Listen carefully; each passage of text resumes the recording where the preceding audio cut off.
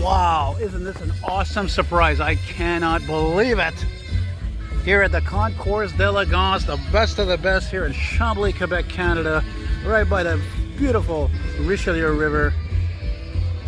And what is this? My God, it's a 71 or 72 Ford Country Squire, LTD Country Squire. I cannot freaking believe it.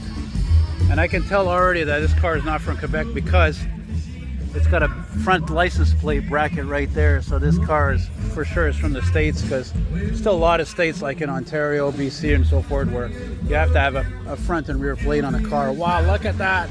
The original dark green, I'm thinking 72, because my parents had a 72 Mercury Marquis and I think it was the same green.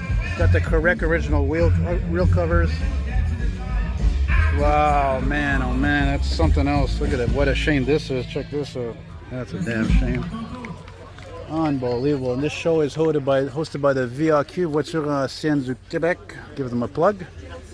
Wow, who owns this amazing beauty? Unbelievable. Nobody comes to look at it. I go to the Japanese car section, foreign cars, they're all looking at the cars, young people. Nobody cares about these, eh? I think I know who owns this car, actually.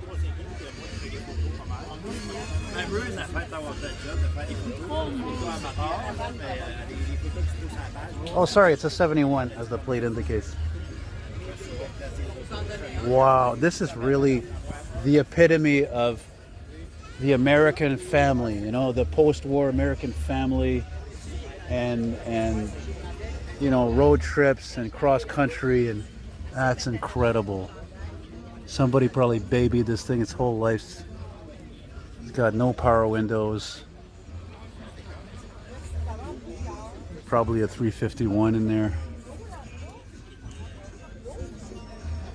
This reminds me of a guy I knew once. Well, I still don't know him. I haven't seen him in a long time. I don't go to cruise nights anymore. But he had at the show in the old port. He had a 72 Plymouth Suburban wagon. It was like a dark green, also wood paneling. But unfortunately, the car went to Europe, and that's just because that's the way it is here. We just let everything go here in Quebec because the dollar's so low, and Montreal is next to the port. And see, it's just as simple as that, unfortunately. See, that's, to me, that's when you know you love classic cars too much. To me, they're like people, you know. When they disappear, it's kind of like losing a friend. You're like, ugh, you know, it's a fait mal, it hurts.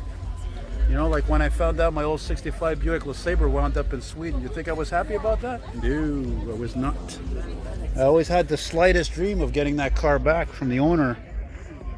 But again, the owner, as he stated on Facebook years ago, what are you going to do? Nobody has any money here in Canada. Nobody wants to pay. So that's why all these cars disappear, and they go to Sweden, they go to Australia, they go to Finland. I don't want to end on a bad note. It's just sad. It just sucks.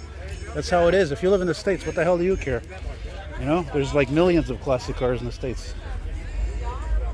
It's just probably where this car comes from, likely anyway. So there you go, guys. Thanks for watching.